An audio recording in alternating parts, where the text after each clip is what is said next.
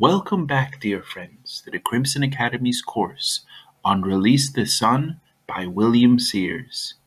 In this section, dear friends, we'll be covering Chapter 12, The High Stone Prison. The Bab was delivered into the custody of the warden Ali Khan at Maku, where he was shut up inside a four-towered stone castle fortress, high on the summit of a mountain. Below the fortress on the west flowed the river Araxes, the boundary between Persia and Russia. The Prime Minister, Haji Mirza Aghasi, had chosen Maku for the Bab's imprisonment for only one reason. It was a wild and inhospitable region, inhabited by people who had always been the bitter enemies of the Persians. The Prime Minister had bestowed many favors upon this rebellious region, and it was now under his complete control. Haji Mirza Aghasi felt certain that by this imprisonment he could cut the Bab off permanently from his followers and separate him from their activities. In this way his cause would be stifled at its birth and soon extinguished. Few, if any, would ever try to penetrate that unfriendly country. His plan was a failure. The hostility of the native people of Maku was gradually softened by the gentle manner of the Bab. Their opposition to his teaching was melted by the wisdom of his words. Each morning they would come from the village of Maku and gather on the road below his prison and call out to him, asking his blessing on their daily work. The Bab himself wrote of those early days in Maku. My companions are 2 men and 4 dogs. But his teachings reached the multitudes who gathered outside. He would indicate to Sayyid Hussein of Yazd, who had been brought with him in captivity from Tabriz. On a quiet day the sound of his voice could be clearly heard by the people below the fortress. One of the eyewitnesses of those days has written, "Mountain and valley echoed with the majesty of his voice. Our hearts vibrated in their depths to the appeal of his utterance." The warden Ali Khan did his best to discourage this practice, but he was unable to dampen their enthusiasm. He refused to permit any of the villagers to enter the Bab's presence. He would not allow any of the Bab's followers who came to the mountain to remain even for one night in the village of Maku. Haji Mirza Aghasi had warned Ali Khan of the danger of falling under the spell of the Bab's charm. "He is an agitator," the Prime Minister had said. Ali Khan found himself increasingly helpless to resist his attraction to the Bab. During the 9 months of the Bab's imprisonment from the summer of 1847 until April in 1848, his hostility underwent a series of transformations from enmity to devotion. From that moment on, Ali Khan tried by every means in his power to make up for his past hatred. One day he went to the Bab. "A poor man waiting outside the gate of Maku yearns to attain your presence," he said. "May I have your permission to bring him to this place so that he may meet you? By this act I hope that you will forgive me, and that the memory of my cruel behavior toward you and your friends in the past may be forever washed away." His request was granted. Ali Khan did all he could to soften the rigor of the Bab's imprisonment. At night he would still close the gate of the village, but in the daytime those whom the Bab wished to see were allowed to visit him, converse with him, and receive his instructions. A. L. M. Nicholas writes, "All historians, unfriendly as well as friendly, tell us that, in spite of the strict orders to keep the Bab from communicating with the outer world. The Bab received great numbers of disciples and strangers in his prison. Another has reported, so great multitudes continued to come from all quarters to visit the Bab, and the writings which emanated from his inspired pen during this period were so numerous that they amounted in all to more than 100,000 verses. During this 9-month period in Maku, the Bab composed his most comprehensive book, the Persian Bayan. In it, the Bab defined his mission as twofold: to call men back to God and to announce the coming of the Promised One of all ages and religions. This great prophet, he said, would appear soon after himself. The station of this figure to come was so exalted, the Bab told his followers, that if one should hear a single verse from him and recite it, it is better than that he should recite the Bayan 1,000 times. He urged his followers to remember these words, and to seek and find this great figure upon his own passing. He implied that his faith and that of the one to come after him were identical. They were one faith. He was the herald, the one to come was the author. This truth was now in the stage of seed. In the day of him who was yet to come, its perfection would become apparent. Repeatedly he told his followers that he was but the preparation for that great day of God, promised in all the scriptures. Christ had warned his disciples of the last days in these words: "Watch therefore, for ye know not what hour your Lord doth come." The Bab echoed this warning, saying, "Be awake on the day of the appearance of him whom God will manifest." The Bab's constant prayer during those months of captivity in Maku was that he might be able to prepare the soil of men's hearts for the coming of this great world shepherd. "O my God," he said, "through him destroy all tyrants, annihilate, through his justice, all forms of oppression." The Bab said that he spoke of his own suffering only so that it might be an example to my followers, so that they may not act toward him who is to come as the believers in the Quran have acted toward me. Of all the tributes I have paid to him who is to come after me, the Bab wrote in Maku, the greatest is this, my written confession, that no words of mine can adequately describe him, nor can any reference to him in my book, the Bayan, do justice to his cause. He left no question whatsoever in the minds of his followers as to his own station. He was the dawn, the one to come was the sun.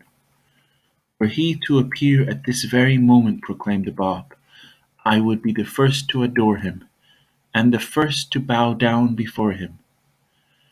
The historian Nicholas states that when the Bab was asked for proofs of his mission, his answer was admirable for its precision and clearness, his explanations new and original, and his literary work of profound interest. For 9 months the Bab wrote almost continuously. His followers came from all parts of Persia to visit him. After a stay of 3 days, they were encouraged by the Bab to return to their homes and continue the work of teaching and consolidating the faith. Not only was the Bab able to meet his followers in spite of the isolation imposed upon him by the Prime Minister, but more important, he was given the time and opportunity to set down in permanent form the fundamental truths of his mission.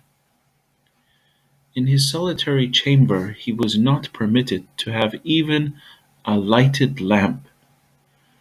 The winter was so severe that the water with which he washed himself would freeze in drops upon his face. It was during this time that Mullah Hussein decided to visit him at Maku.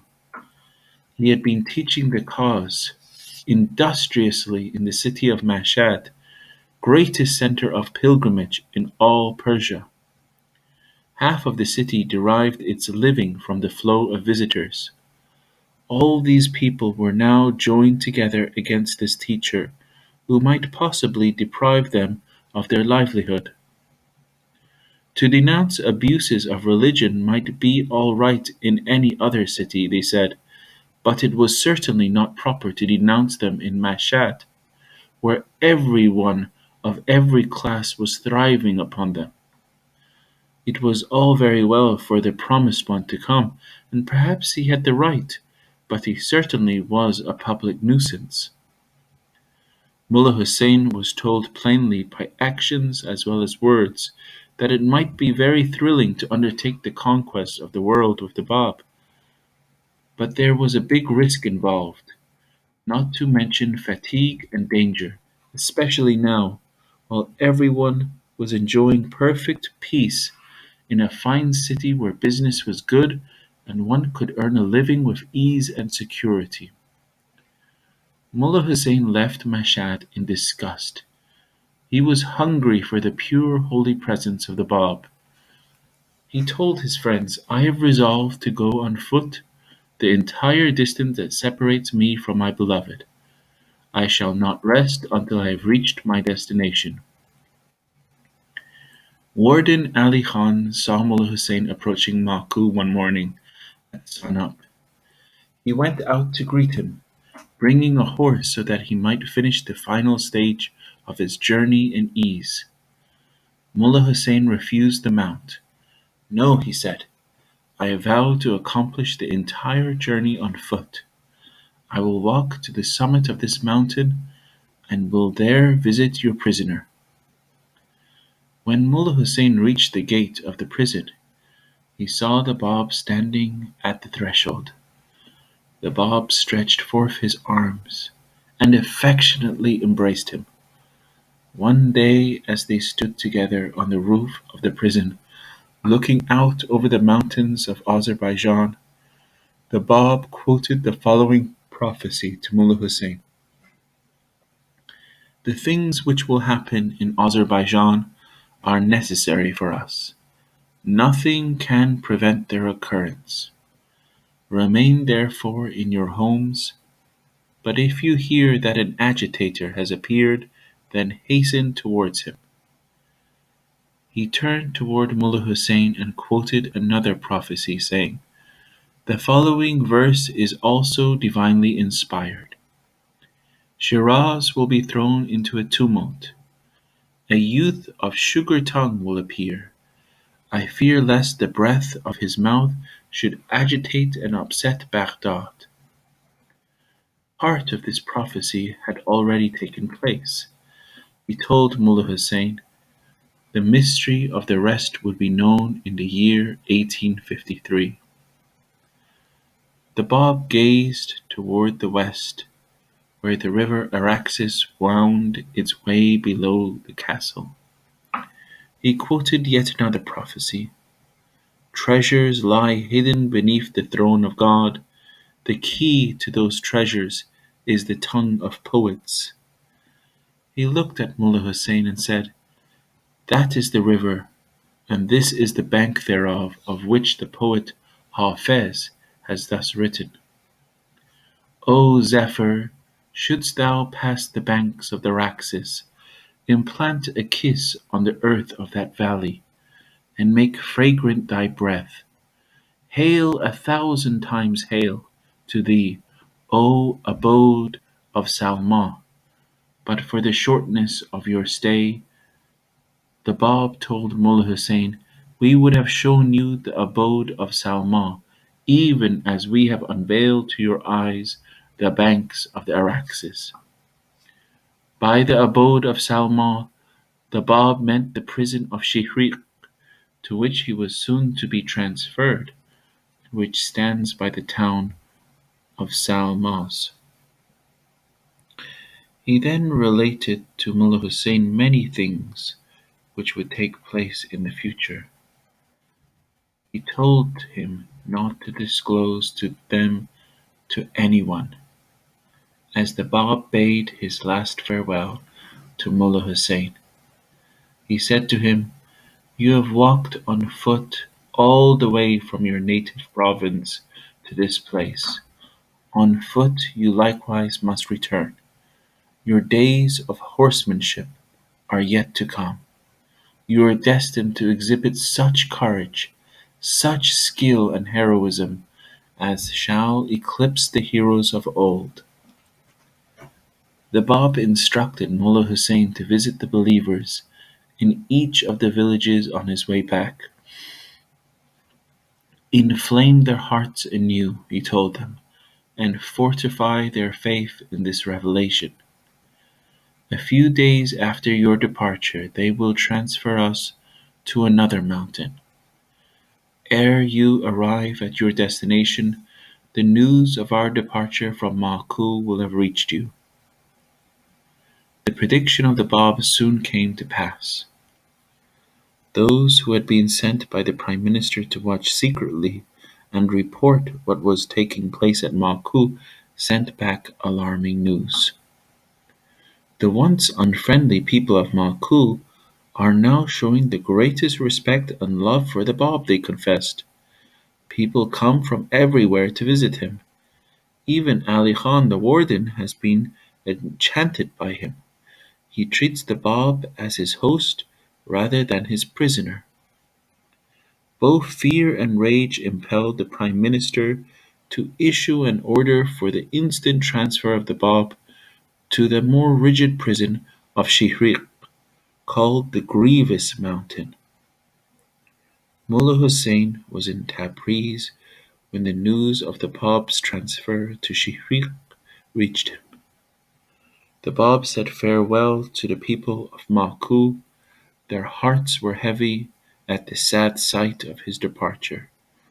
The one they had come to love so much was now going out of their lives forever. During the 9 months of his captivity among them, they had recognized to a remarkable degree the power of his personality and the greatness of his character.